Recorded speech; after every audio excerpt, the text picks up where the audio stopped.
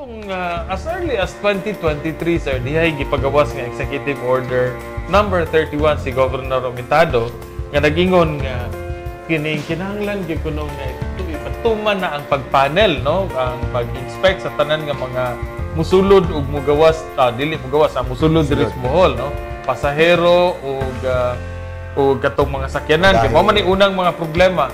Pagawas ani pila ka buk ang iro nga gihatag sa provincial government alang nining trabaho asa? Well, I want to thank the Lord nga gusto na ko ma-emphasize na nagsugod na gud mi og 5 ka iro. So 5 dogs, no? Acquired, provincially acquired dogs, procured dogs. 5. Okay, kaning 5 unsa may composition ani niya? Well, for the 5 dogs that we bought, 3 were narcotics detection dogs and 2 were explosive detection dogs. Okay.